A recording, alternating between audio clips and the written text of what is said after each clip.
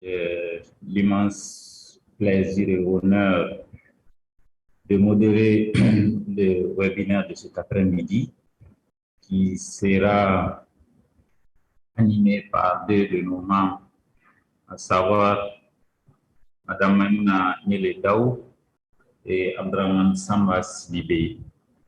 Est-ce qu'ils sont en ligne?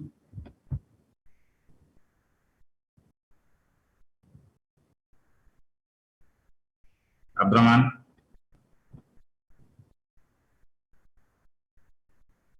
Oui, je suis là. OK. Maï?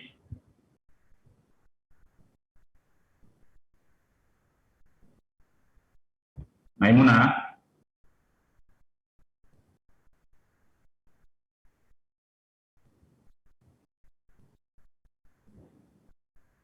Maïmouna est-elle en ligne?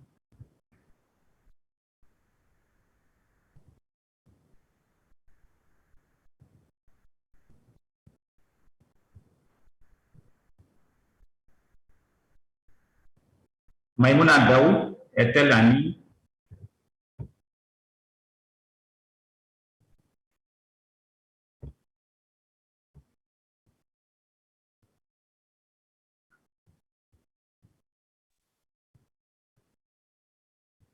Drissa Mariko.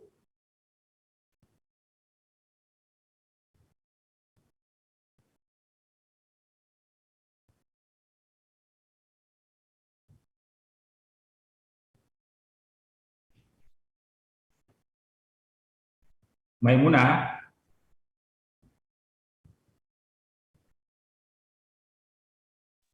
Il doit avoir un problème de micro.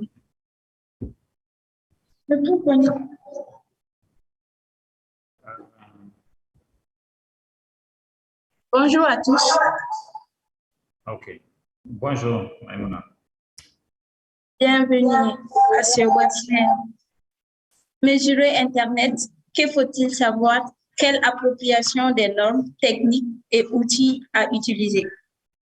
C'est quoi Internet selon vous?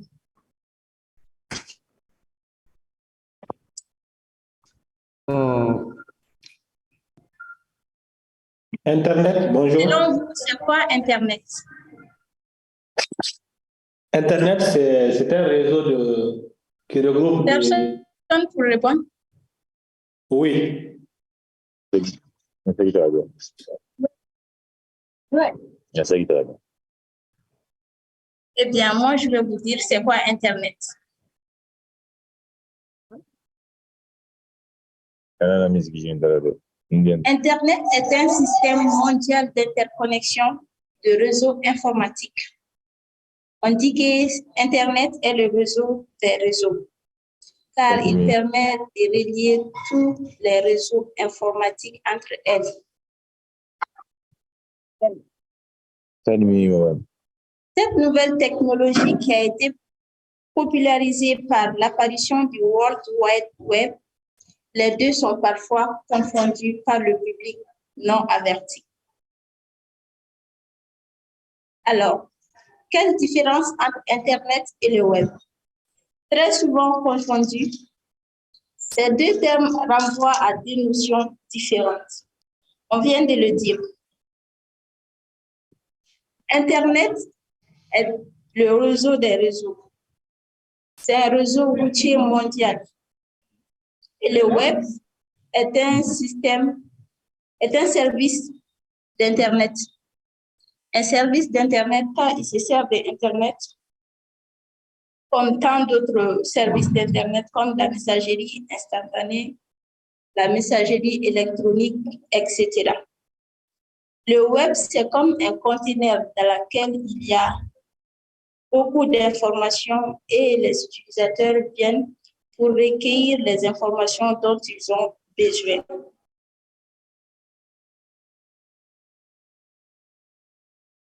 Voici un schéma qui illustre tout ce que je viens de dire.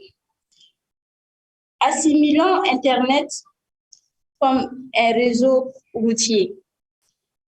Vous verrez ici que mon ordinateur communique avec le site web du Bibliothèque nationale à travers une route qui est là en bleu, c'est le réseau. C'est le réseau routier. On peut dire que Internet est le support de communication entre mon ordinateur et le site web de la Bibliothèque nationale.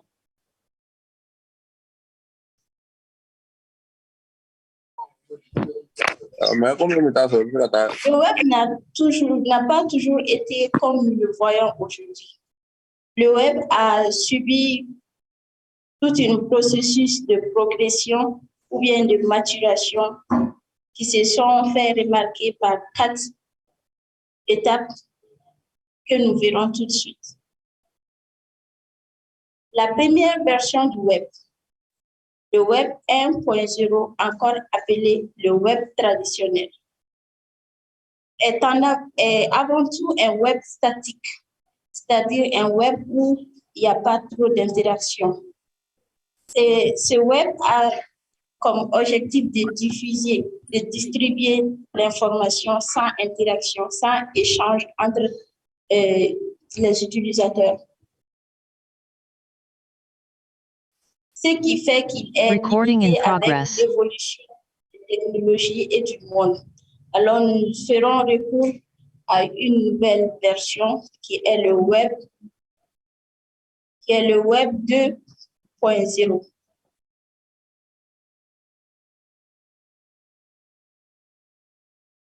Le web 2.0, encore appelé web social et participatif, change totalement de perspective. Il privilégie la dimension de partage et d'échange d'informations et de contenu. Cette version du web a permis l'émergence des blogs, des réseaux sociaux, des smartphones, etc.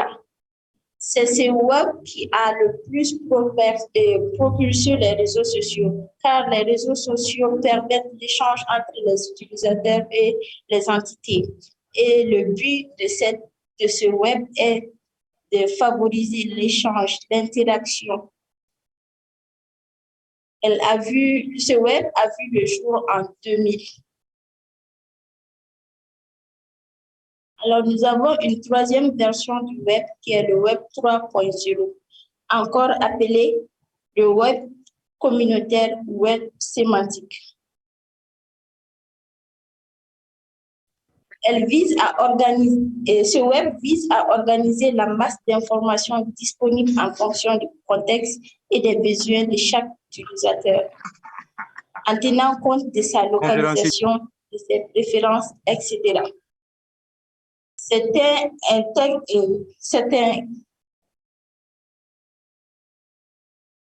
Ce web a pour but de connecter les équipements, les objets en fait, comme les montres, les frigos, les véhicules et autres. C'est ce web qui va vous permettre d'être à votre bureau et d'éteindre votre frigo à la maison. C'est un web qui a pour but de connecter les objets. Nous avons une quatrième version, qui est le web 4.0, évoqué par certains comme le web intelligent.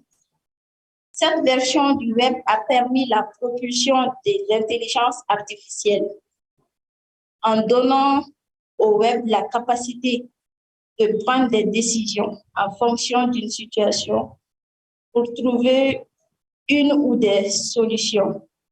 Exemple, le chat GPT que vous connaissez tous.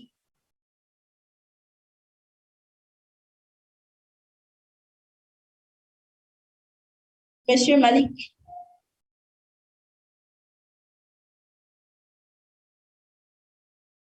Monsieur Malik, j'en ai fini. OK.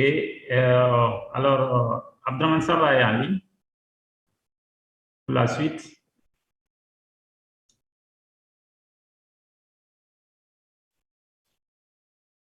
Merci, Maïmouna Daou. Maïmouna Daou est membre actif du chapitre malien d'Internet Society. Elle est étudiante en géologie licence 2 à la faculté des sciences et techniques de Bamako. et en informatique de gestion à Intexsup. Donc, les membres actifs du chapitre malien, nous avons eu le plaisir avec elle de parcourir un peu l'historique du web et les nuances entre Internet et le web et les différentes évolutions qui ont parcouru ces deux systèmes à ne plus confondre à partir de cet instant. Monsieur Sidibé,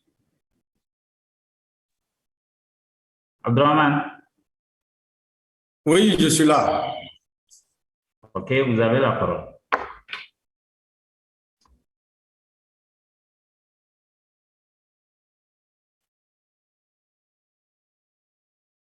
Je peux avoir la main pour partager mon écran. Mariko, donne-lui la main pour qu'il continue. Oui, sa c'est bon. présentation. Il a la main. OK. OK.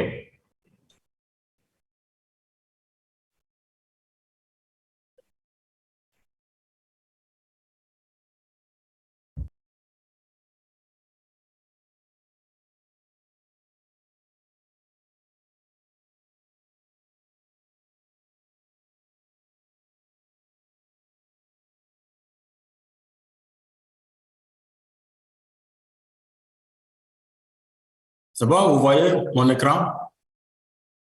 Oui, c'est bon. Parfait. Attention.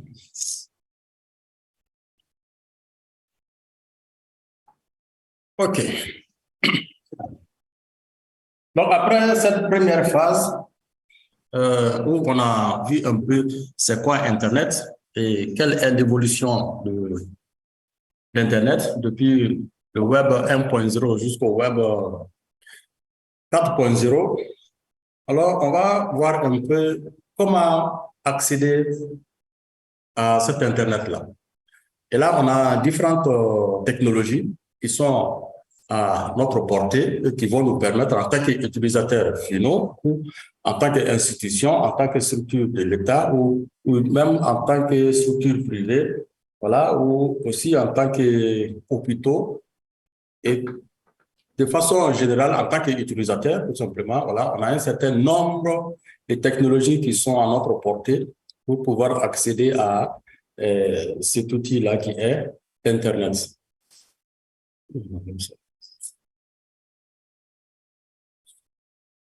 Alors ici, je vais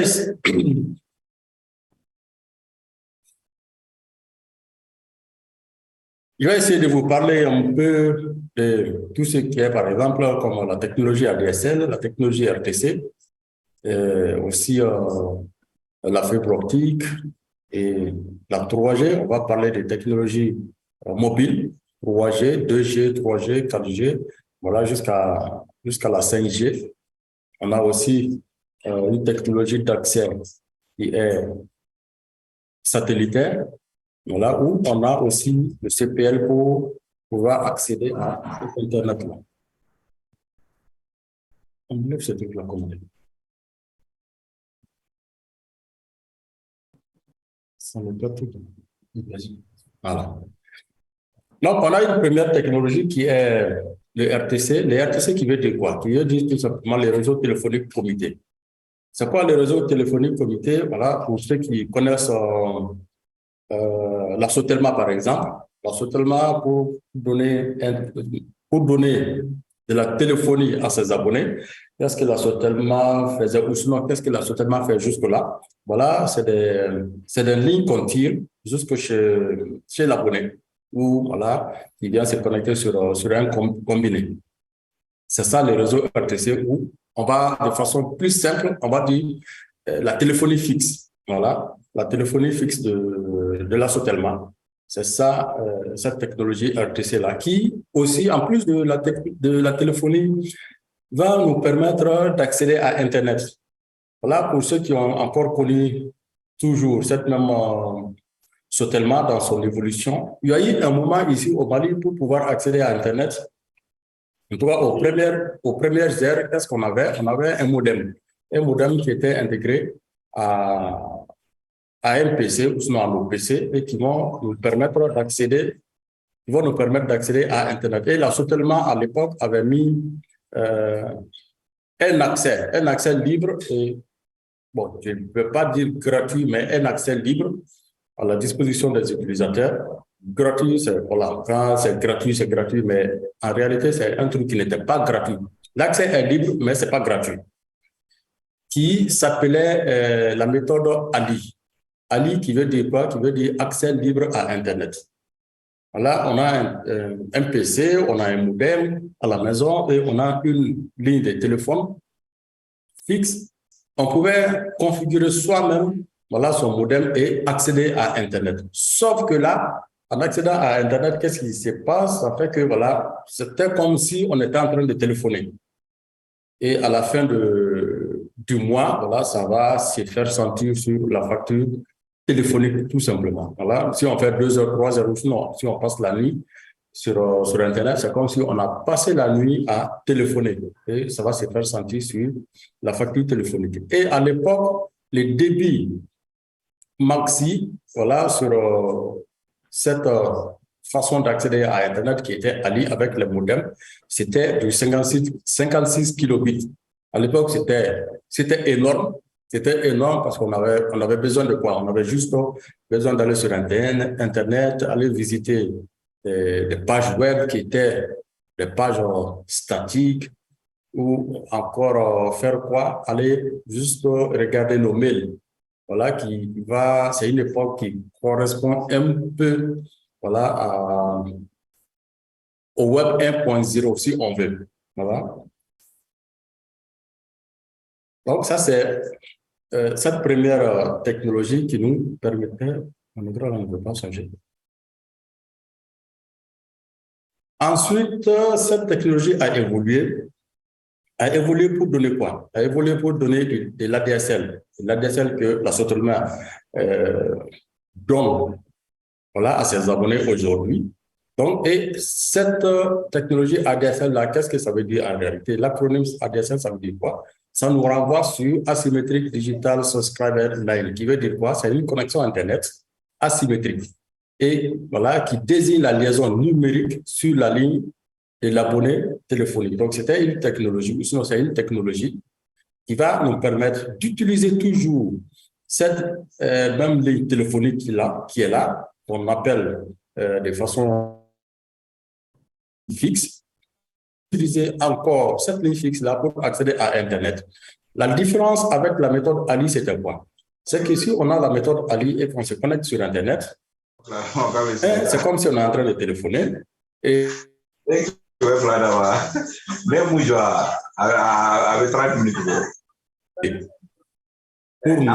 pour notre accès à Internet. Alors, avec la technologie ADSL, voilà, on va voir une séparation.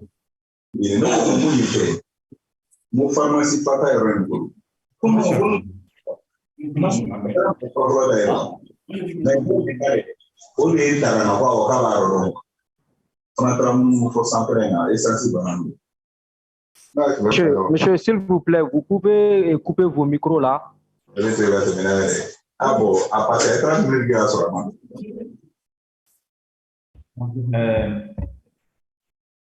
Marico, coupez les sons de tous ceux qui ne sont pas en intervention pour le moment.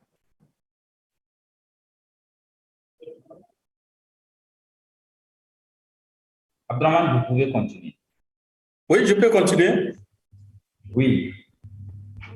OK. Donc, je disais, l'acronyme ADSL, ça veut dire quoi? Ça veut dire Asynchronous Digital Subscriber Line, qui veut dire quoi en réalité, en français facile? C'est une façon d'accéder à Internet, mais de façon asymétrique. Ça veut dire quoi? Ça veut dire tout simplement, voilà, quand on se connecte sur Internet, pour ceux qui ne sont pas dans le domaine, on va dire de façon simple, hein, 2 façons de se connecter. Bon, pas de façon théoriquement, mais de façon pour que voilà, ceux qui ne sont pas trop dans le domaine puissent comprendre. C'est qu'on a une première façon de se connecter qu'on va dire que c'est de façon asymétrique. Asymétrique, ça veut dire quoi? Ça veut dire quand on est sur Internet, c'est comme si on a un aller et on a un retour.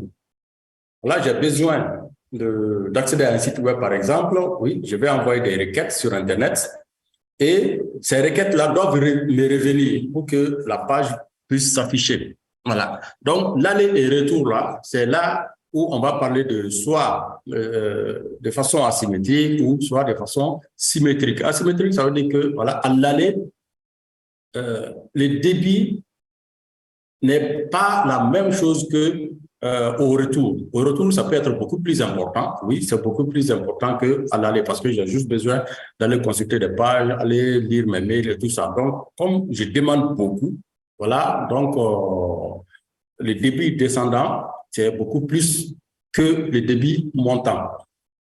Alors, on a une autre façon qui est de façon symétrique, c'est que le débit descendant et le débit ascendant, c'est pareil. Si j'ai 2 mégas en descendant, je vais encore avoir 2 mégas à la montée. Donc là, on va parler de symétrique. Voilà. Mais l'ADSL, c'est un truc asymétrique et qui est une évolution de cette technologie Ali, si on veut, et qui va nous donner, avec Ali, on a vu quoi? Qu'on avait un débit de 56 kilobits. Et avec l'ADSL, on peut aller jusqu'à 8 mégabits. Donc, pour revenir encore à l'assortiment, ceux qui ont connu le début de l'assortiment avec l'ADSL, le débit maxi, c'était 8 mégas. Voilà, et on avait du 64 kilobits, 128, 256. Le maximum, c'était 8 mégas. Sauf que cette ADSL-là aussi, voilà, a subi une évolution où on va parler d'ADSL 2+, qui est une évolution technique. La technologie reste la même, mais de façon technique, il y a une évolution qui va faire que voilà, le débit va beaucoup plus augmenter jusqu'à 25 mégabits. Donc, on n'est plus limité à 2 mégas, on est maintenant à 25 mégabits. Donc, à côté de ça, qu'est-ce qu'on voit? On a vu encore une autre évolution voilà, qui va nous amener à parler de quoi? À parler de fibres optiques. Donc, c'est des fibres en verre ou en plastique là, qui vont nous permettre de se connecter encore à l'Internet, mais avec un débit beaucoup plus élevé.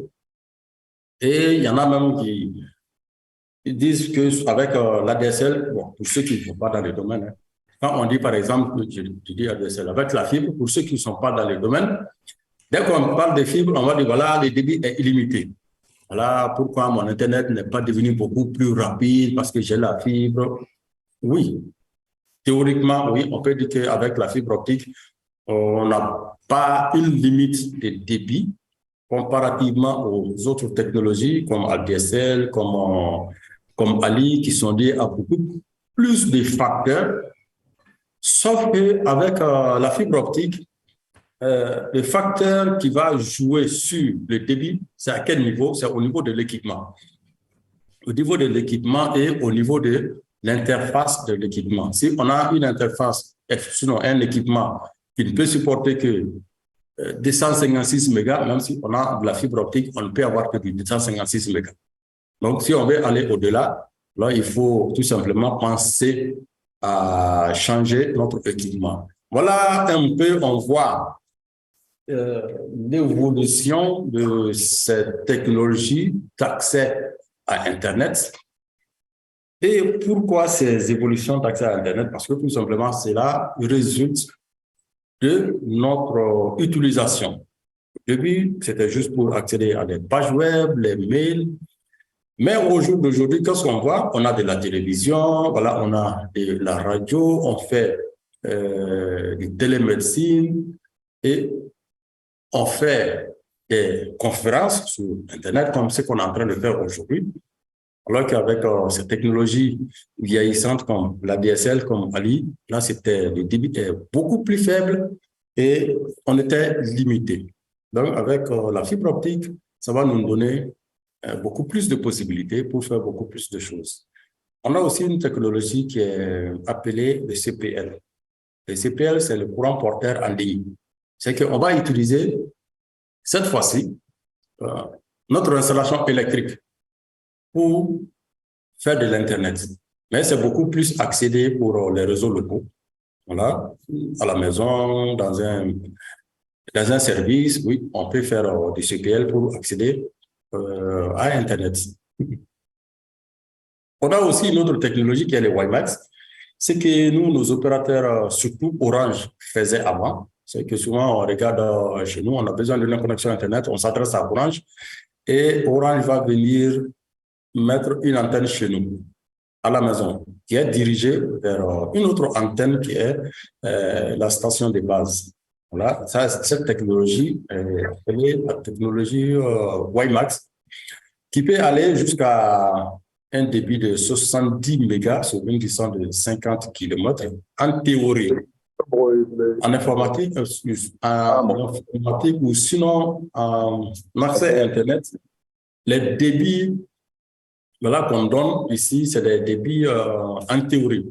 Ici, avec la technologie WiMAX, pourquoi j'ai dit en théorie? Parce que là, on peut avoir plusieurs facteurs qui vont faire que, voilà, c'est 70 mégas de débit qu'on a. Est-ce que, par exemple, on peut quitter un point A pour aller à un point B ici à Bamako sans rencontrer des obstacles sur la route? C'est pas évident. Voilà que les arbres, les étages qui poussent un peu partout, là, tout ça, ça peut être des facteurs qui un peu jouer sur ces débits-là. Pourquoi on dit c'est des débits théoriques. Une autre façon d'accéder à Internet, c'est quoi? C'est avec les mobiles.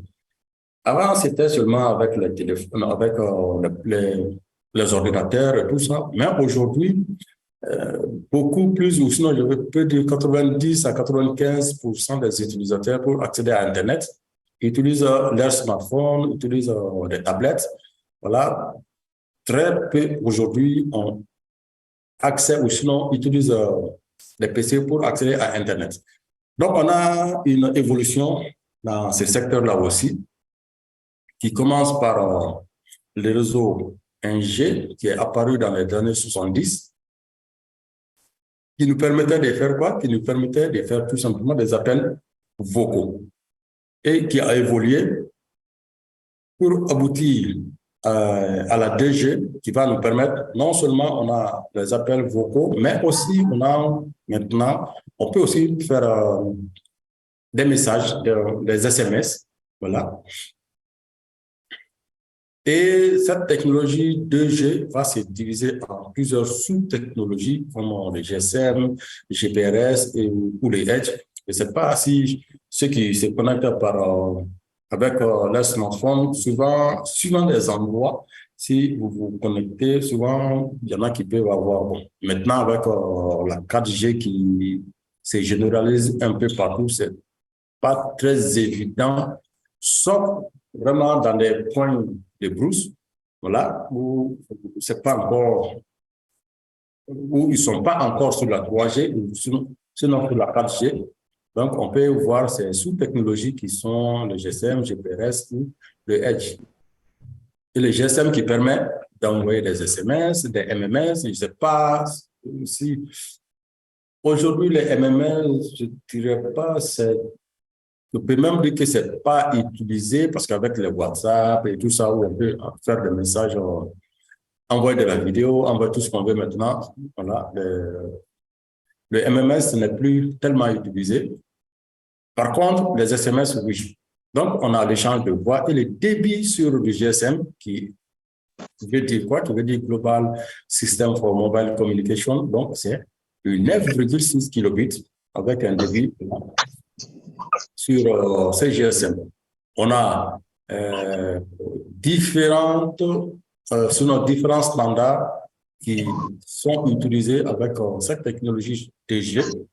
Encore, je reviens à l'assortiment pour ceux qui ont connu, comment on appelle encore, là, les téléphones WhatsApp de l'assortiment, par exemple, avec WhatsApp de l'assortiment, qui nous permettait d'avoir accès à Internet.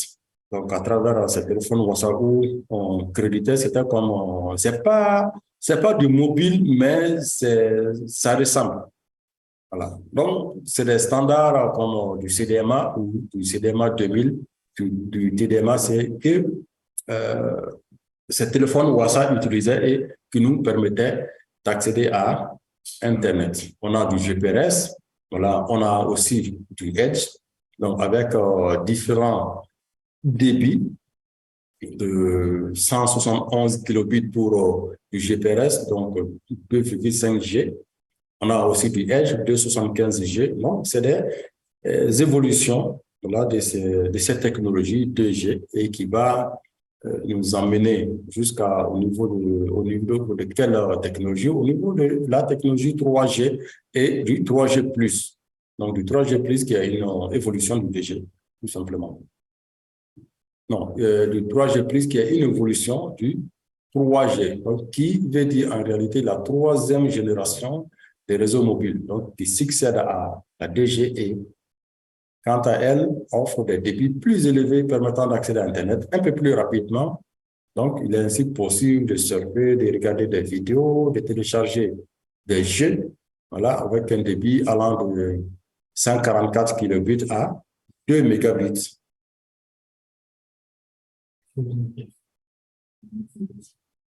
On a du 3G+, ou du HSDPA, encore pour ceux qui se connectent beaucoup avec les smartphones dans certains endroits. Vous allez avoir, si vous regardez bien, vous allez avoir du H+, peut-être, des trucs comme ça sur votre téléphone. Ça veut dire que si on n'a pas de la 4G, on n'a pas du 3G, plus ou bien du 3G, là, le téléphone, ça peut basculer suivant différentes technologies qui sont mises à notre disposition pour qu'on puisse se connecter. Voilà, on a la technologie H+, qui est toujours une évolution de ces... on peut dire, oui, une évolution de la 3G, voilà, qui est à cheval entre la 3G et la 4G et qui peut nous offrir un débit allant jusqu'à 42 mégabits par seconde. Et aussi, on a le 4G, voilà, qui commence à se généraliser maintenant, du 4G et du 4G+, comme au niveau de la 3G, on a du 3G et du 3G+. Donc, 4G qui peut nous permettre d'aller, voilà, de façon théorique, à un débit de 150 mégabits. Mais si vous testez votre débit, c'est sûr que si vous avez 50 mégas même, là, c'est à voir. Il y a eu une évolution de la 4G qui va nous donner la 4G+, qui va théoriquement toujours nous permettre d'aller jusqu'à 300 mégabits par seconde. Et aussi, on a du 5G maintenant, qui n'est pas encore déployé, mais ici, je me souviens, il y a l'opérateur Orange qui a fait un test à un moment là, de la 5G pour ceux qui ont des téléphones, des smartphones compatibles. Voilà. Mais ce n'est pas encore déployé. Et cette technologie 5G va nous permettre d'aller jusqu'à un débit de 10 gigabits par seconde. On vient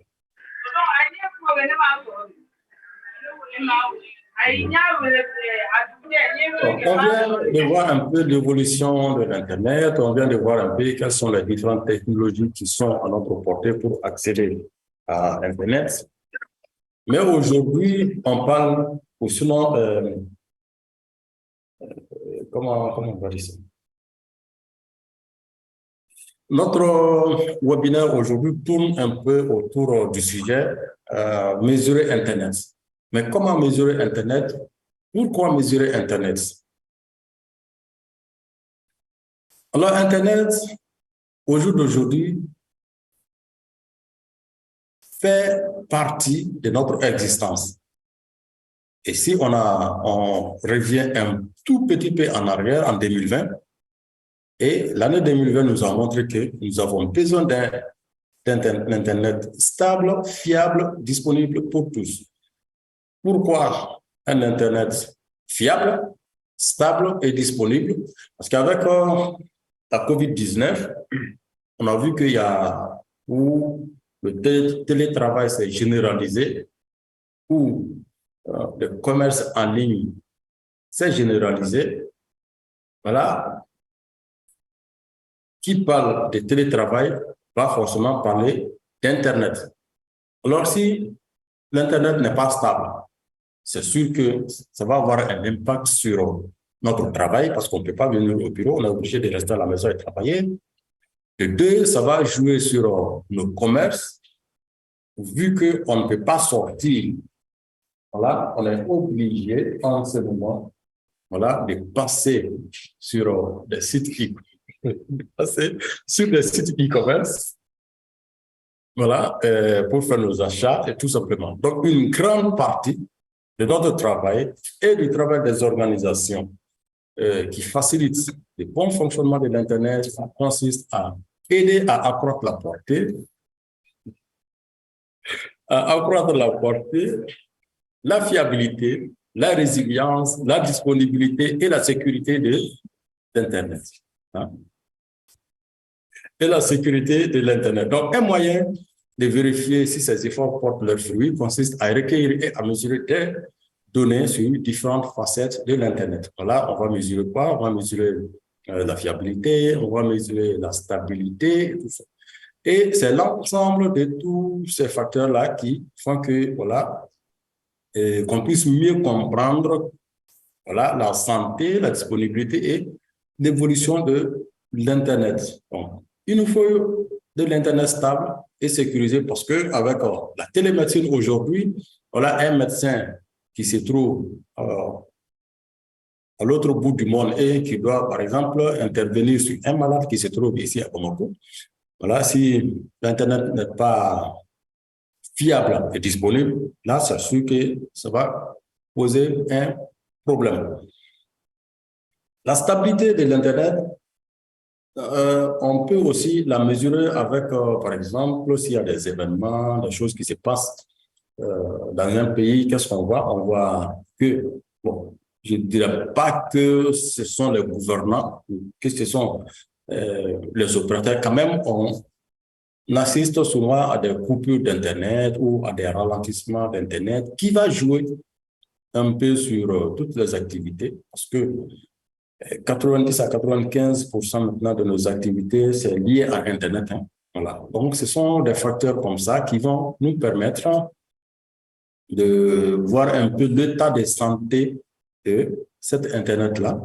Ici, pour vous donner juste un petit exemple, je vais voir, est-ce que je peux... où encore?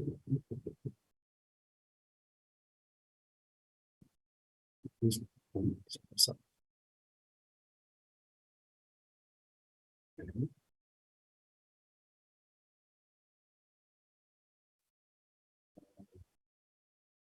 Est-ce que je l'ai mis?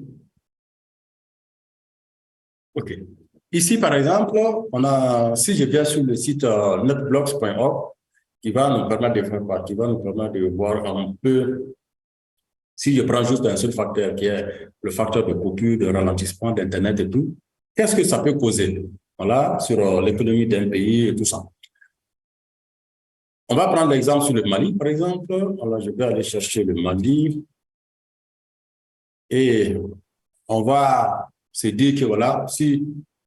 On ne voit pas l'écran sur lequel vous noyez. OK. Un instant. Maintenant, c'est bon? Voilà.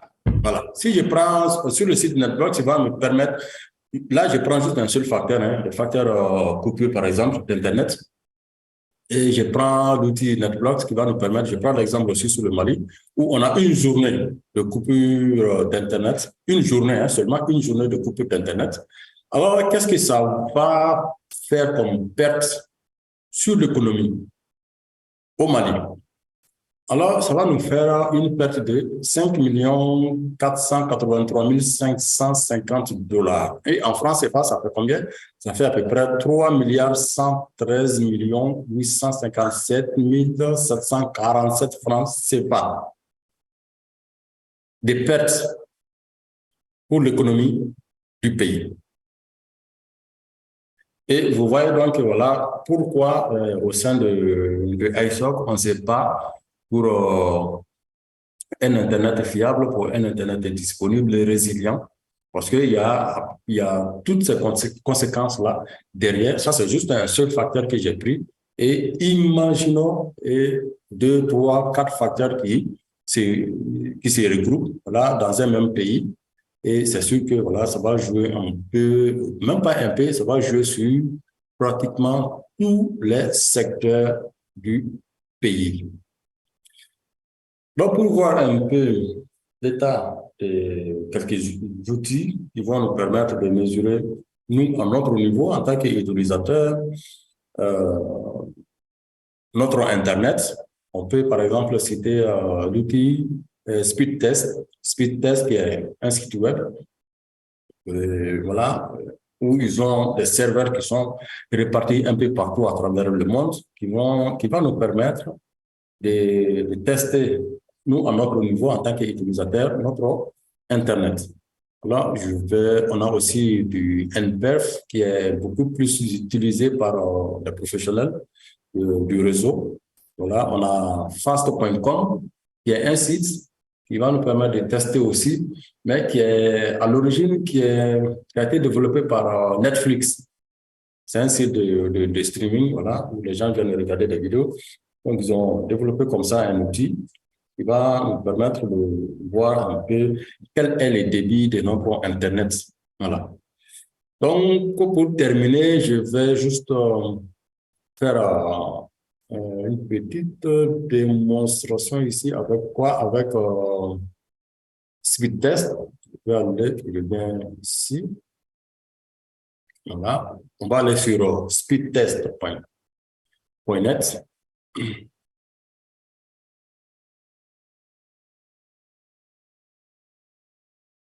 Donc, si on vient sur le site, voilà, il me dit que je suis sur une connexion Malitel. Et là, il va chercher un serveur à travers le monde, un serveur optimal, voilà, pour me permettre de voir, par exemple, si j'avais demandé à Malitel de me donner 100 mégas, est-ce que réellement j'ai les 100 mégas? Donc là, il a pris un serveur de Orange, donc entre Malitel et Orange, de Malitel à Orange, par exemple, les opérateurs, voilà, donc quand je fais Go, il va regarder.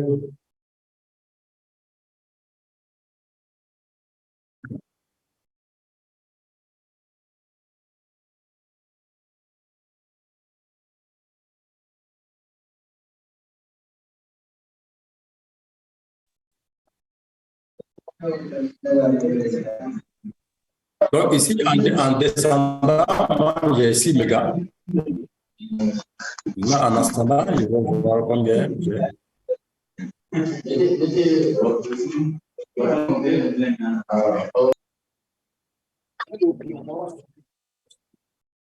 Voilà, en ascendant, j'ai 8 mégas. Et en descendant, maintenant, si je veux, je peux changer de serveur. Par exemple, je viens changer de serveur. Je peux aller chercher un autre serveur, par exemple, à Ouagadougou, au Burkina, où je peux encore refaire les tests. Quand vous faites la mesure de votre Internet, il y a une chose qu'il faut savoir. Il ne faut jamais faire vos mesures entre vous et votre opérateur. Non. Ça ne vous donnera pas un bon résultat. Pourquoi? Parce que vous, en tant que client de l'opérateur, vous faites partie du réseau de l'opérateur. Donc, c'est comme si, voilà, c'est le même réseau. Entre vous et l'opérateur peut vous donner, par exemple, du 100 mégas. Ça, ce n'est pas un problème. Mais ça ne veut pas dire que votre débit Internet, ça vaut 100 mégas. Non, ça ne vaut pas 100 mégas. Pour avoir un bon résultat, il faut toujours sortir, aller, si vous le pouvez, aller prendre par exemple un serveur dans un autre pays et maintenant faire vos tests. Là, le résultat que vous allez avoir, c'est sûr que ça va s'approcher un peu de la réalité, contrairement à quand vous allez faire les tests entre vous et votre opérateur. Voilà. Donc, ça, c'est juste un outil. Speedtest, il y a NPerf, il y a fast.com et il y a comme ça plein d'outils sur Internet. Il y a aussi une application que le régulateur, l'AMRTP, a développée qui est disponible sur Play Store. Et, bon, pour Apple Store, je ne sais pas trop, je n'ai pas, en tout cas, je n'ai pas cherché là-bas. Sur Play Store, quand même, oui, ça existe. Et on peut télécharger, c'est gratuit, c'est libre, c'est gratuit, on peut télécharger, l'installer et qui va nous permettre de tester un peu la fiabilité de l'Internet des différents opérateurs. Voilà, Orange, Malitel, Télécel, voilà, tout simplement. Et je vous remercie. Donc, s'il y a des questions.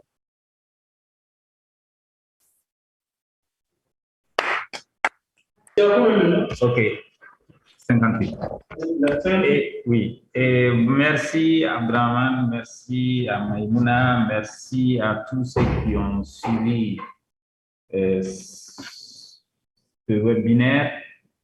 Je vois qu'au niveau des participants, il y a une fluctuation, on monte, ça descend. Je suis actuellement à 53 participants connectés. Alors, Abdraman, il a aussi, à la suite de Maïmouna, fait historique de l'évolution de non seulement l'infrastructure, mais les technologies de l'Internet allant depuis les RTPC, les réseaux téléphoniques publics comités, qui nous offraient un débit de 56 kilobits par seconde, jusqu'à la technologie 5G qui nous offre à peu près 10 gigabits par seconde. Les différentes technologies, il a brossé les avantages, les inconvénients de la technologie filaire pour tout ce qui concerne les réseaux téléphoniques publics, la DSL, la fibre optique. Alors, si nous prenons la technologie filaire, ça peut nous amener jusqu'à 25 mégabits par seconde au niveau de la DSL de plus. Au niveau de la fibre optique, il a noté que le débit théorique est pratiquement illimité. Au niveau du non-filaire, il a parlé du CPL, du WiMAX, qui a fait son temps avec Alvarion, que nous, on a beaucoup utilisé ici au Mali. WASA avec une mobilité plus réduite. De passage, je confirme que la technologie WASA est au niveau de la mobilité, mais une mobilité limitée. Ensuite, on est venu à la téléphonie mobile de façon générale, le GSM, qui de la 2G, on avait 9,6 kilobits jusqu'à 4G. Actuellement, au Mali, nous avons la 3G qui est un peu plus répandue. La 2G est en train de disparaître. La 4G a fait son apparition dans quelques localités du Mali, pas partout. La 4G+, est quand même dans les grandes agglomérations telles que les chefs-lieux de région et Bamako, qui nous offrent jusqu'à 300 mégabits par seconde. Il a ensuite fait un petit commentaire sur les raisons de la nécessité d'avoir une connexion Internet un peu plus stable, du niveau politique jusqu'au niveau opérationnel. Et il a fini par des outils de tests pour évaluer ce que vos opérateurs vous offrent comme débit. Vous savez que la connexion Internet, malgré la technologie que vous utilisez, est aussi tributaire du débit contractuel que vous utilisez au niveau de vos différents opérateurs. Nous allons ouvrir une série de questions. Je vois quelques questions déjà au niveau de la discussion. Ibrahima qui demande est-ce que mesurer l'Internet est en rapport avec la qualité de service dans Internet? Je ne sais pas si c'est Maimouna qui va répondre à cette question ou c'est Abraham Samba Sidibé.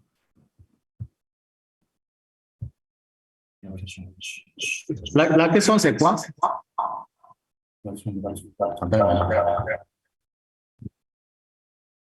Malik.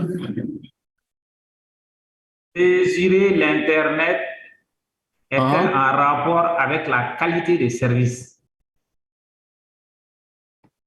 Oui, c'est un rapport avec la qualité des services. C'est ce qu'on dit. Par exemple, mesurer Internet, c'est pour voir un peu l'état de santé de l'Internet.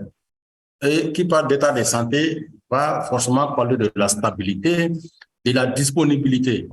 La stabilité et la disponibilité, tout ça, ça fait partie de la qualité des services. Voilà. Okay. Donc, ça fait référence, oui. Sinon, ça fait partie. OK. Ousmane demande pourquoi, si on va sur 2 sites, ça donne des résultats différents que sur Livestream. OK. Aller sur 2 sites-là, je vais comprendre, par exemple, si on fait les tests avec un premier serveur dans un pays, les tests avec un autre serveur dans un autre pays, un truc comme ça. Si j'ai bien compris. Hein. Oui. Oui. Ça va donner un résultat différent. Oui. Pourquoi? Parce qu'il ne faut pas oublier, avec Internet, il y a ce qu'on appelle la latence. La latence, c'est quoi? Quand on envoie une requête, le temps que la requête met pour arriver à destination et que la réponse de la requête nous arrive. C'est ce qu'on appelle la latence. Souvent, si vous regardez un peu, quand je fais les mesures ici, quelque part, je ne sais pas si vous allez remarquer, je n'ai pas parlé de ça, mais je ne sais pas si les uns les autres ont remarqué, il y a un truc en bas qui était ping, P-I-N-G, où ça donnait un chiffre devant là, qui est quoi? Qui est le temps de réponse de la requête. Donc, plus le temps de réponse est long, plus forcément, voilà, ça va jouer sur le débit. Ça veut dire que ça devient un peu plus lent. Et plus le temps de réponse est faible, plus voilà, la rapidité de l'Internet est là. Donc, oui, ça peut dépendre aussi hein, des technologies utilisées. Voilà, moi ici, si je dois tester sur un serveur qui se trouve au Burkina et un serveur, par exemple, de Orange à Malitel, c'est beaucoup plus facile. Je peux avoir un bon résultat entre Orange et Malitel. Pourquoi? Parce que là, je peux être sur la fibre ici, sur Malitel, et sur Orange aussi, c'est sur la fibre, et les deux opérateurs sont dans un même pays, et les deux opérateurs sont interconnectés. Donc, le trafic ne sort pas. Le trafic ne sort pas. Par contre, si je vais au Burkina, le trafic, ça sort. De mon réseau, ça sort du réseau de Malitel. Voilà, je ne sais pas quel est le correspondant de Malitel, parce que sur Internet, il y a ce qu'on appelle, on va dire ça comment en français facile. Il y a ce qu'on appelle du transit qui s'est fait. Il y a des opérateurs qui sont là uniquement pour faire du transit. Faire du transit, ça veut dire quoi? Ça veut dire qu'ils sont là pour faire du transport. Pour faire, si je transpose ça dans la vie réelle, on va dire quelqu'un qui achète une marchandise, par exemple, aux États-Unis, comment amener ça au Mali? Donc, il y a des opérateurs qui sont là, comme DHL, par exemple, il va se charger de faire ce travail-là. Donc, sur Internet aussi, il y a des opérateurs comme ça. Il y a des opérateurs qu'on appelle des opérateurs de transit, voilà, qui vont se charger de prendre le trafic de Malitel pour l'amener à destination. Donc, chaque opérateur a un correspondant à un opérateur de transit.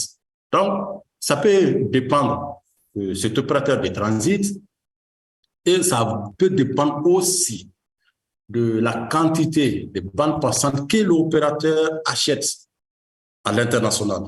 Parce que Internet, ça ne se trouve pas chez nous, c'est à l'international. Donc, les opérateurs achètent de la bande passante. Voilà, donc il y a ça. Et il y a aussi la technologie utilisée qui peut jouer sur ces résultats-là. Donc, si je quitte Bamako pour aller au Burkina, oui, je traverse différentes technologies pour aller. Peut-être, hein, je ne sais pas trop, mais peut-être l'opérateur de Burkina peut peut-être utiliser du VSAT. Oui, si c'est du VSAT, ça va faire que le trafic qui était chez lui pour remonter jusqu'au satellite et revenir, ça va faire combien? 36 000 km², non, ça faut l'être. 36 000 km. 36 000 km aller, 36 000 km retour. Et là, déjà, ça va engendrer un temps de réponse. Tout ça cumulé, oui, ça fait que si je suis au Burkina ou que je suis au Niger ou que je suis dans un autre pays, les résultats peuvent différer. C'est la raison pour laquelle même il ne faut pas se limiter à faire seulement une seule mesure, dire que voilà, j'ai ça. Non. Il faut faire différentes mesures avec différents opérateurs et maintenant faire la moyenne. Et si on fait la moyenne, oui, là, on peut peut-être se prononcer et dire que voilà, on a un internet là ou bien là, telle autre chose. Merci Abdraman. Adama Diarra avec 2.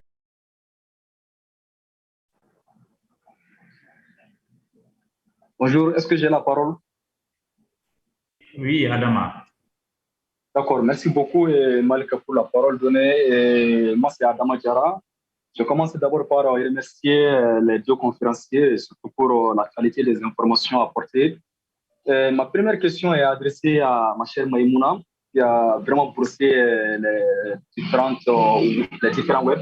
Alors, je voudrais savoir, actuellement, avec le développement technologique, comme nous voyons ça avec Tesla de Elon Musk, on est en train de développer des puces maintenant qu'on met sous la peau de l'individu et à travers ces puces, l'individu peut connecter directement avec l'appareil sans pour autant toucher l'appareil, comme la technologie Bluetooth, mais il me semble que c'est beaucoup plus sophistiqué que la technologie Bluetooth.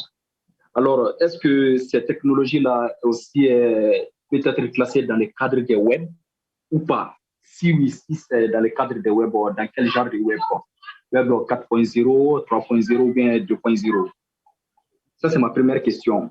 Ma deuxième question, en fait, je pose la deuxième question directement ou bien j'attends qu'on réponde à la première question? Vas-y aux 2 questions. La deuxième question. D'accord. Ma deuxième question est adressée à M. Abdraman Sidibé.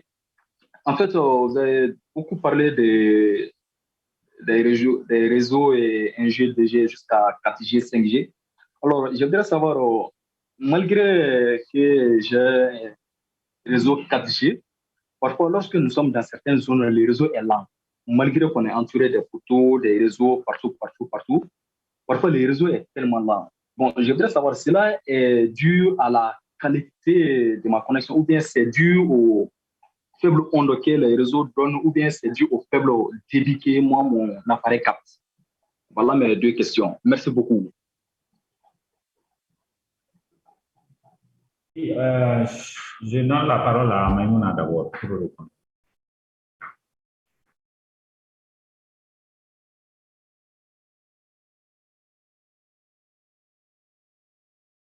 Maïmouna, si Maïmouna n'est pas en ligne, Abdraman. Je suis là. OK. Monsieur Diarra, vous avez dit qu'une puce connectée à une personne pour manipuler un autre objet. Je ne connais pas trop cette technologie, mais si ça doit être associé à un web, je l'associerai au web 4.0 parce que c'est là-bas où plus parce que c'est de là l'intelligence artificielle intervient. Ça permet de contrôler, de prendre des décisions.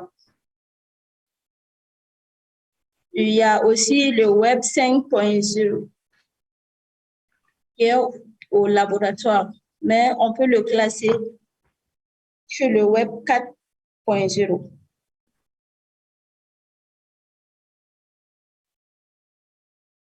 Abdraman, pour la deuxième question. Oui, la deuxième question, je crois, si je me souviens encore, c'était voilà, avec cette technologie de réseaux mobiles ou 2G, 3G, 4G, souvent, on va prendre l'exemple sur la 4G. souvent, quand on est dans certains endroits, la connexion est lente. C'est ça, non? Oui, oui. Oui, effectivement, c'est bien ça. OK. Donc, la lenteur de la connexion, ça peut résulter de plusieurs facteurs. Ça peut résulter de plusieurs facteurs. Un, la majeure partie, en tout cas, d'abord, la première des choses, il faut que la zone soit couverte en 4G. Si la zone n'est pas couverte, oui, même si le smartphone est 4G ou 5G, vous n'aurez jamais du 4G. Ça, c'est la première des choses. Il faut s'assurer que la zone est couverte et correctement couverte. Parce qu'il y a, c'est vrai, il y a ces zones où la couverture n'est pas totale. La couverture n'est pas totale. Voilà. Dans un quartier, par exemple, on peut être, dès qu'on entre dans les quartiers, oui, le début du quartier peut être couvert, mais quand on avance un peu à l'intérieur, on peut trouver que voilà, la couverture n'est pas assez aussi que ça. Donc, il faut d'abord s'assurer, est-ce que dans la zone où je me trouve, c'est une zone qui est couverte par la 4G? Première chose. Deuxième chose, c'est quoi? C'est que ça peut résulter aussi des interférences.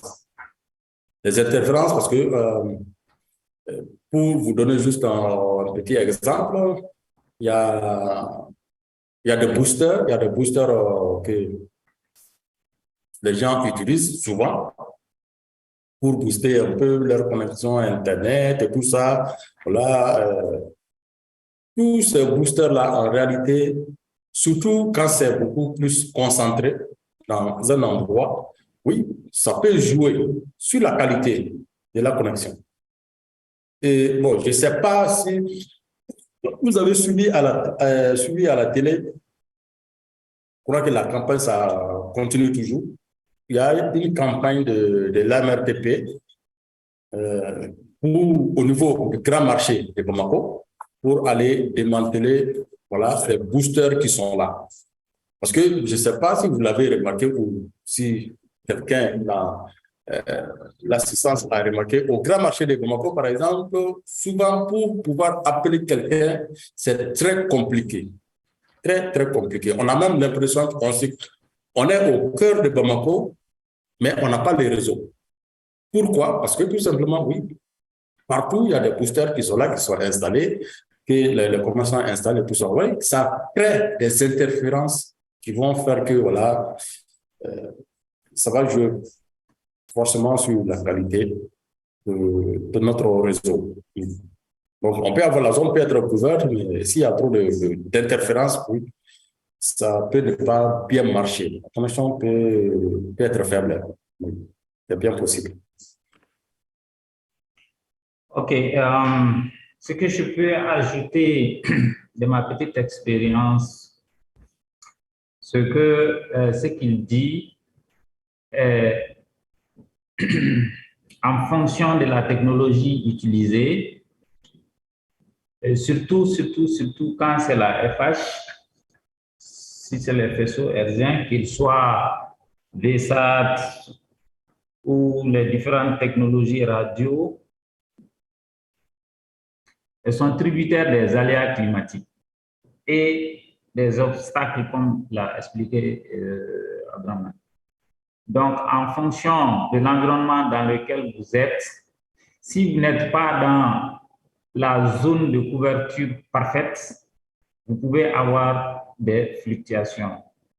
Et c'est pour ça même que vous voyez que au niveau du déploiement des différents secteurs GSM, on fait les dimensionnements pour voir les zones d'ombre ou les zones qu'il faut encore renforcer. C'est ce qui amène à voir que vous voyez un peu partout dans la ville, pas ici seulement, mais partout, que vous voyez les pylônes un peu partout. Parce que vous voyez, si vous n'êtes pas, il y a les différentes antennes qu'on utilise pour couvrir les zones. La plupart du temps, c'est des antennes sectorielles. Donc, c'est des antennes de 60 degrés, de 90 degrés, de 80 degrés ou de 120 degrés. Donc, pour faire le 360, il faut multiplier par autant de secteurs que peut couvrir votre antenne. Alors, c'est maintenant pour la technologie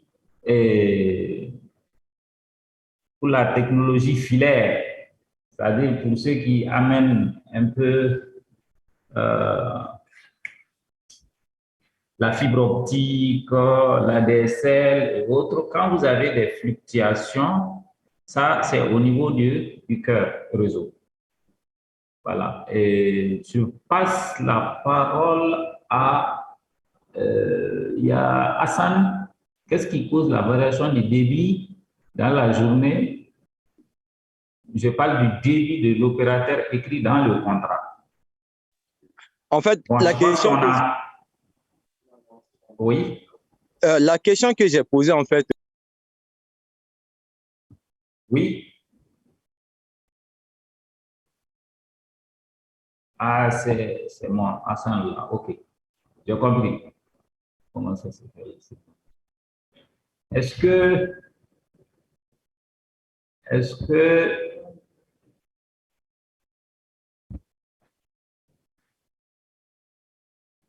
Allô?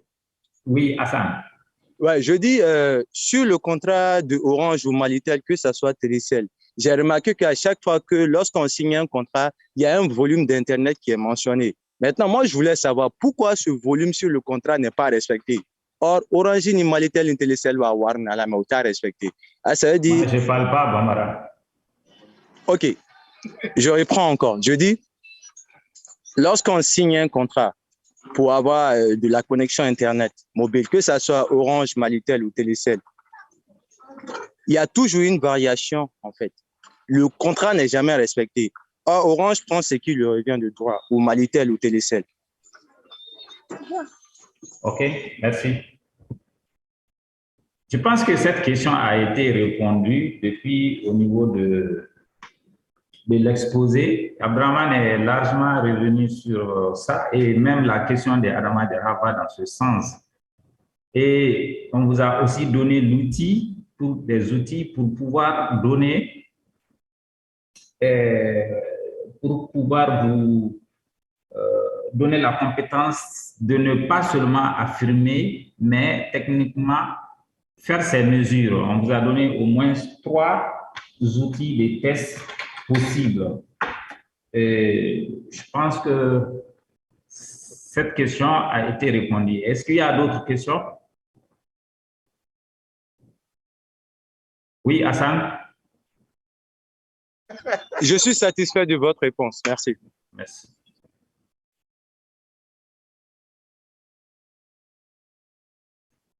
Y a-t-il d'autres participants qui ont des questions?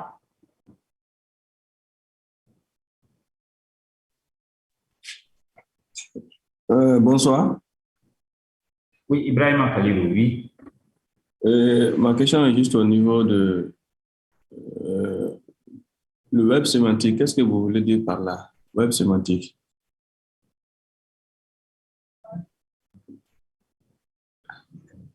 C'est par rapport au niveau de Maïmouna Dao.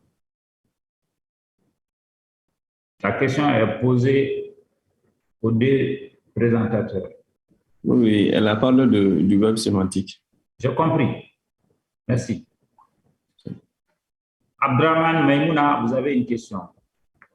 Mais je pense que ça aussi, c'était... Aruna, vous pouvez fermer votre micro. Je pense que même cette question, la réponse se trouve dans l'exposé. Mais je passe la parole à Abdraman ou Maïmouna pour éclairer la lanterne de Ibrahima Khalib.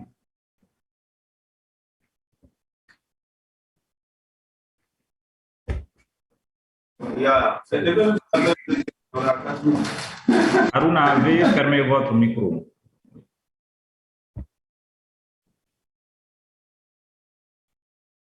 Le web sémantique. Déjà, sémantique, ça veut dire donner sens.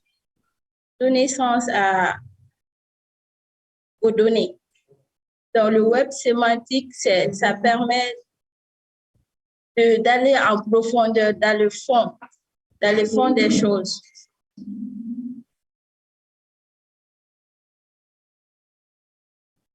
Contrairement au syntaxe qui fait référence à la forme. Donc, le sémantique, c'est le fond.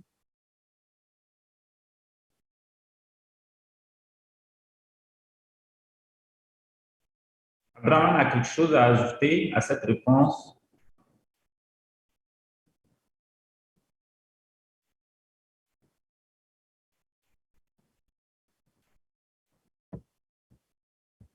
Abdraman a-t-il quelque chose à ajouter à cette réponse? Oui. Hein?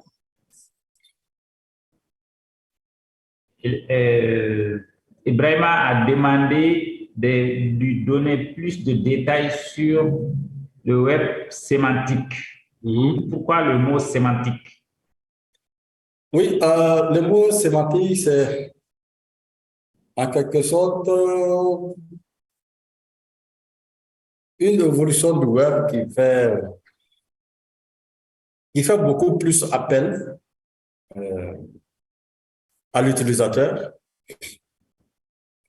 pour tout ce qui est, par exemple, du données, du contenu, oui, pour tout ce qui est du données, du contenu, et c'est là où qui fait aussi référence, par exemple, à tout ce qui est du l'IoT, donc l'Internet des objets et autres, et qui va générer en réalité une très grande quantité de données, une très grande quantité d'informations, et qui va aussi nous permettre d'introduire, par exemple, cette notion de big data, par exemple. Oui, on a vu avec le web 3.0. C'est la quantité d'informations, tout simplement, qui sont plus concentrées, voilà, à un seul endroit. Plus concentrées à un seul endroit parce qu'il y a plusieurs types de connexions qui arrivent. Avant, c'était quoi? On vient juste visiter le site web. Ensuite, il y a eu le web 2.0 ou le web participatif, ou avec les forums, voilà, les réseaux sociaux et tout ça. Oui, maintenant, il y a du web 3.0 ou du web sémantique qui va encore faire appel à quoi? Qui va faire appel à d'autres types de contenus. Bon, pas de contenu, mais d'autres types d'objets qui vont venir se connecter sur Internet et qui vont encore générer d'autres types de contenus, de données qui ne sont pas en ce moment ce qu'on a connu avec le web 2.0. Oui, avec le web 2.0. Voilà. Donc, c'est des façons, on va dire, si on veut, des façons sectorielles. Oui. Voilà. C'est ce que je peux ajouter. Merci. Maïmouna a répondu en grande partie. Le mot sémantique, bien, c'est en rapport avec le sens. Donc, parce que quand on parle trop français, là, on va noyer les gens. C'est le web qui est en rapport avec le contenu. Et comme je l'ai dit, c'est bien détaillé au niveau de la présentation. Si pour toutes fins utiles, je pense qu'à la fin de la présentation, nous pourrons partager votre présentation avec nos participants. C'est possible, Abdraman?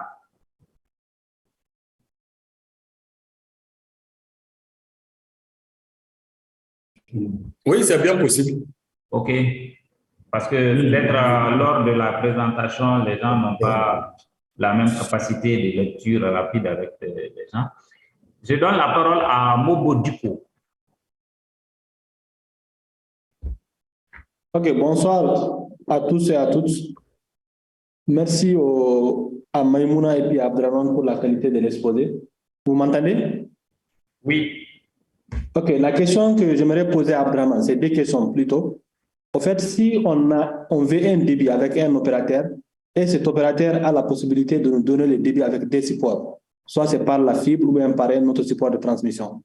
Maintenant, on doit donner la priorité à quel support de transmission, par exemple? Ça, c'est la première question. C'est-à-dire, on veut un débit, si on veut un débit de 100 mégas, et l'opérateur a la possibilité de nous donner les 100 mégas avec des supports, soit la fibre ou bien soit par un autre support. Maintenant, on doit donner la priorité à quel support de transmission? Ça, c'est ma première question. Et ma deuxième question, à la fin de son exposé, il nous a parlé d'un logiciel que l'ANRTP a développé pour mesurer la fiabilité et la disponibilité de l'Internet. Est-ce qu'il peut nous donner les noms de ces logiciels-là et comment exploiter ces logiciels? Merci. Merci, Abdraman. S'il y a à choisir entre deux technologies, deux supports de transmission, lequel choisir? Le choix de la technologie, ça dépend tout simplement de l'utilisation. Par exemple, quelqu'un qui veut faire de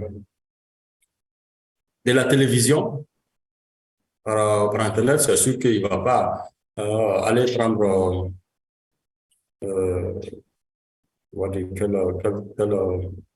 quelle technologie. En fait, le choix, de façon simple, le choix, ça dépend tout simplement de l'utilisation. Ça dépend tout simplement de l'utilisation. Oui. Oui. Merci. Par exemple, je veux la deuxième, oui.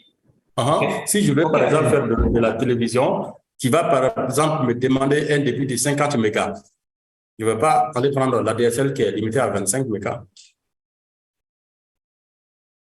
C'est tout. Je pense que, M. Sidibé, vous n'avez pas compris la question.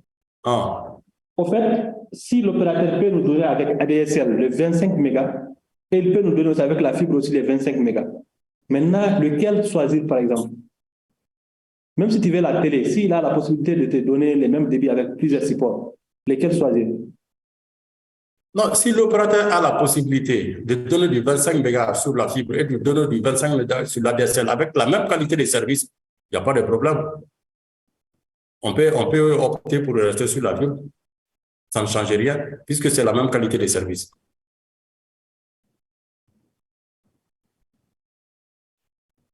La deuxième question. Parce que pourquoi les gens optent pour la fibre? Parce qu'on s'est dit peut-être qu'avec la fibre, c'est beaucoup plus stable, on peut dire, et que contrairement à l'ADSL où là, les fils se promènent à l'air libre, il peut y avoir des coupures partout, n'importe comment et tout ça. Donc, c'est pour éviter ce genre de choses et beaucoup optent pour la fibre optique, tout simplement. Sinon, si c'est la même qualité de service, là, il n'y a pas de souci, que ce soit la DSL ou que ce soit la fibre. Ce n'est qu'un support. La deuxième question. Oui, la deuxième question, c'est quoi? Parler d'un logiciel que l'ANRTP a développé. Est-ce que je peux avoir les noms? Oui, malheureusement, je ne me rappelle pas du nom de l'application. Mais si vous partez sur Play Store, vous pouvez juste mettre ANRTP, ça va vous sortir les noms de l'application. Voilà, un truc comme ça. Je ne me rappelle plus du nom de l'application. Mais je sais quand même que ça existe, c'est sur Play Store. Oui, moi, je l'ai. C'est ça. C'est AMRTP QoS. Pour le support, voilà, c'est en cours d'envoi. Vous allez avoir ça sous peu. OK. OK. Monsieur Cissé, apparemment, je ne sais pas, Monsieur Cissé est en train de nous suivre à partir de Bamako ou de Tombouctou parce qu'il parle de pouvoir mesurer l'Internet dans... Je voulais savoir comment mesurer Internet sur notre vaste pays où il y a des localités qui n'ont pas le réseau voix et d'autres agglomérations comme Tombouctou qui n'a pas le réseau 4G. Ma seconde question est de savoir aujourd'hui quel est le niveau de pénétration de la fibre optique au Mali.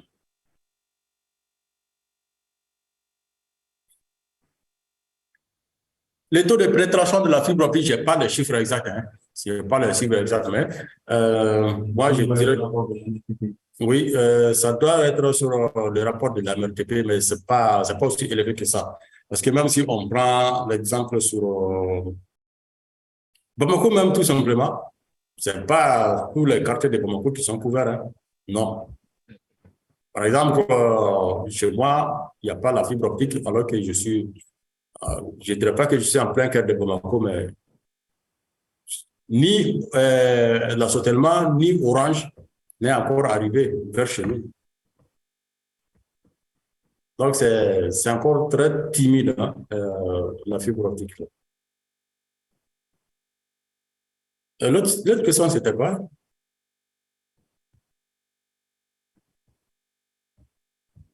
Malik? L'autre question, c'est, il veut savoir comment mesurer l'Internet, surtout dans une zone où il n'y a pas la 4G. C'est ce que vous avez expliqué. La mesure Internet, là, qu'est-ce qu'il faut savoir? Il ne s'agit pas de dire que voilà, je vais mesurer que ici c'est 3G, ici c'est 4G, ici c'est 5G. Non, ce n'est pas ça. C'est des facteurs. C'est des facteurs c'est des critères, voilà, qu'on définit tout simplement. J'ai parlé de stabilité. Même si on a la 3G, est-ce que cette 3G-là, est-ce qu'elle est stable? C'est ça qu'il faut qu'on mesure. Donc, il s'agit de voir un peu l'état de santé et la connexion qu'on a. Mais pas une mesure pour dire que voilà, dans tel nombre de quartiers du Mali ou bien tel nombre de régions du Mali, on a du 5G, on a du 4G, on a du 3G. Non, ce n'est pas ça. Ce n'est pas ça une mesure d'Internet. Merci. Monsieur Cissé, c'est pour seulement vous dire que vous pouvez mesurer avec les outils qu'il vous a mis à votre disposition n'importe quelle sorte de connexion Internet. L'essentiel, c'est que vous ayez la connexion. Maintenant, la technologie mobile, filaire ou sans filaire, importe peu. C'est les mêmes méthodes. Et il y a Ousmane qui demande, pouvez-vous nous expliquer... Pardon? Oui, c'est quoi, j'ai écouté, OK. J'ai écouté les avant, Malik? Oui. Malik, avant d'aller loin, le nom de l'application, je vais mettre ça dans le chat, c'est AMRTP QoE. Oui, non, QoE. Bien, je vais mettre ça dans les chat. Moi, je l'ai téléchargé, je l'ai sur moi. OK. Hein? J'ai dit, moi, j'ai l'application même dans mon téléphone. Oui, allez. Voilà. Merci. OK. Je disais que je remercie Cissé Abdallah, oui. Donc, je remercie d'abord les exposants par rapport aux qualités du travail qu'ils ont eu à faire. J'ai beaucoup appris avec l'exposé.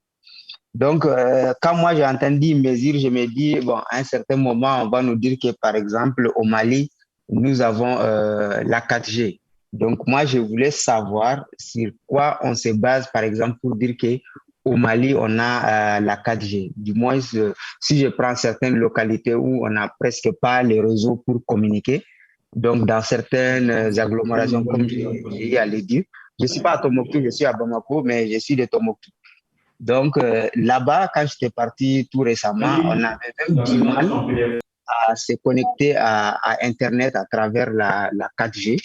Donc, si on me dit qu'au Mali, on a la 4G, moi, je me demande maintenant sur quels critères on se base pour dire qu'on a la 4G au Mali, on a la 3G ou on a la 5G. Ou bien, comme j'ai écouté l'explication, comme c'est par rapport à un service. Donc, si, par exemple, je suis abonné chez tel ou tel opérateur, donc les services qu'il me fournit, donc moi, je me base seulement sur ça pour dire que moi, j'ai la 4G ou j'ai la 5G. Donc, c'était un peu ça ma question. Alors qu'aujourd'hui aussi, on voit beaucoup plus l'émergence du business sur le numérique. Je me dis donc, de plus en plus, le numérique offre des opportunités d'entreprendre. Donc, la qualité des services qu'on doit avoir, surtout des services Internet, doit pouvoir être mesuré. Du moins aujourd'hui, comme on est en train de le faire, on peut avoir des partenaires qui sont ailleurs dans le monde, où ils ont un niveau de connexion assez élevé, et que si nous, on leur dit qu'on n'a pas ce minimum de niveau de connexion, parfois, ils ont du mal à le comprendre, quoi. Donc, c'est pour ça que je voulais savoir si on veut mesurer la connexion sur un pays, c'est par rapport à l'opérateur où il y a des critères à l'échelle du pays, quoi. Donc, sinon, j'ai écouté les explications, c'est très bien. Merci. Ok. On a bien compris, Monsieur Cissé, votre souci est pris en charge. Et je crois que, comme vous l'avez dit, on ne peut mesurer que ce qu'on a. Donc, voilà. En fait, la qualité de la mesure est fonction de la disponibilité du service. Voilà. Okay. Merci. Au niveau il y avait quelqu'un qui avait demandé le taux de pénétration de la fibre. À mes dernières informations venant de la C'est moi, je demandais, oui. Oui, ok.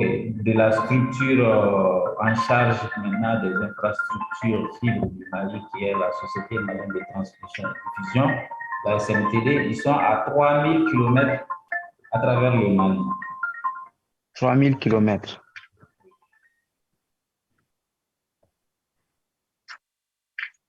Ok.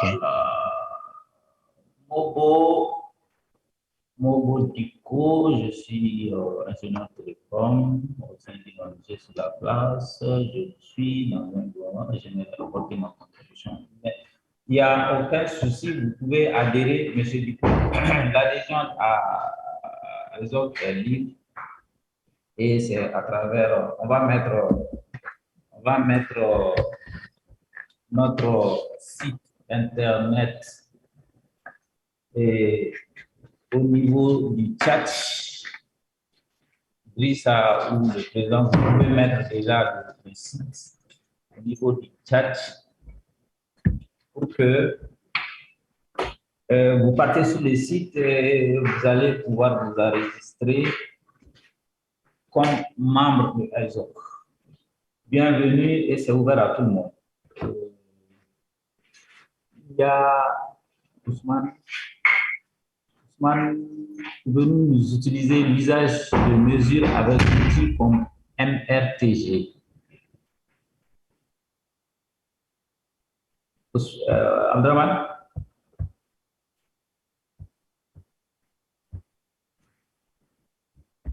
Oui, Malik? Il y a une question sur l'outil MRTG. Sur quoi? MRTG. Comment mesurer avec cet outil? Non, MRTG, il faut juste l'installer. C'est tout. On l'installe d'abord avant de pouvoir faire des mesures avec. C'est tout. C'est ce que je disais, il y a plusieurs outils qu'on peut utiliser. Il y en a qu'il faut d'abord que ça soit installé pour qu'on puisse l'utiliser. Ce n'est pas comme des fast.com ou comme des scriptdev.com, des trucs comme ça, non. Là, ça va demander une certaine installation d'abord avec du MRTG. D'accord. Oui. À l'intention de tout le monde, on a déjà mis la présentation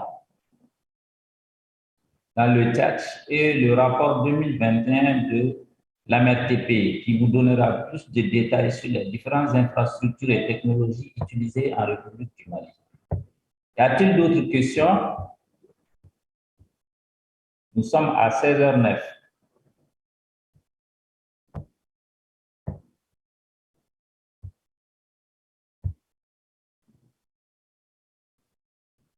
OK. Il y a les rapports de l'AMRTP qui a été envoyé sur le chat.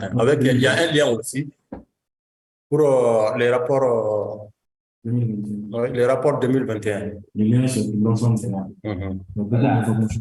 Ouais. Vous pouvez cliquer sur le lien, il y a plein d'informations là-bas et plein de rapports aussi. Ce sont les rapports du régulateur.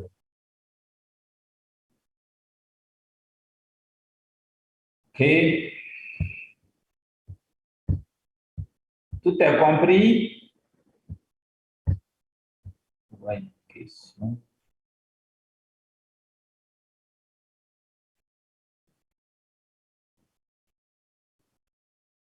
Serge Moukouba, vous avez quelque chose à dire? Vous êtes du Mali, du Sénégal, Guinée?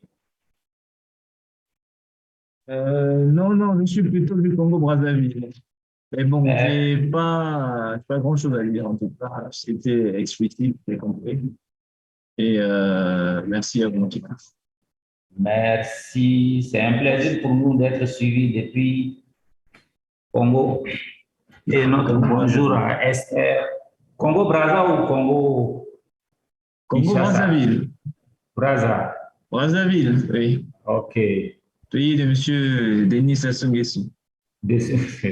Salut à lui. En tout cas. Merci de nous avoir suivis. OK. Je vois, parce que à partir des noms, je vois Ronnie Samuel.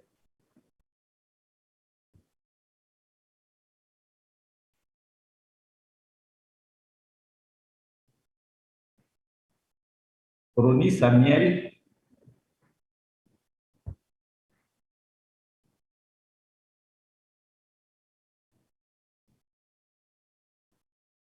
Mathias Humbo.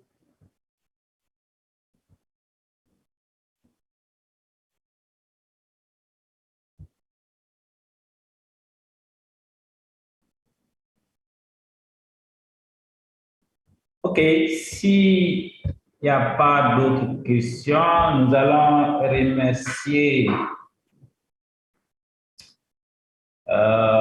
les deux intervenants, à savoir Madame Maïmouna Daouké, je rappelle, étudiante en géologie, licence 2 à la faculté des sciences et technologies et informatique de gestion à Intexu.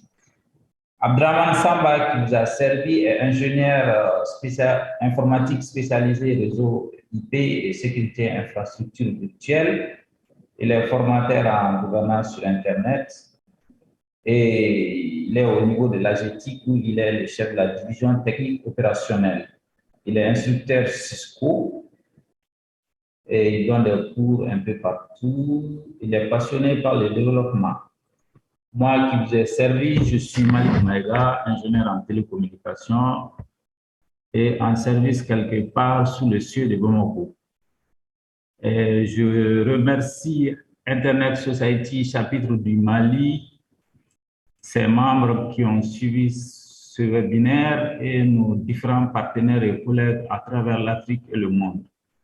Sur ce, je vous remercie et on se dit à la prochaine.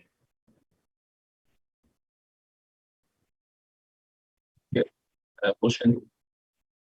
Bye. OK, merci beaucoup. Merci tout le monde et à la prochaine.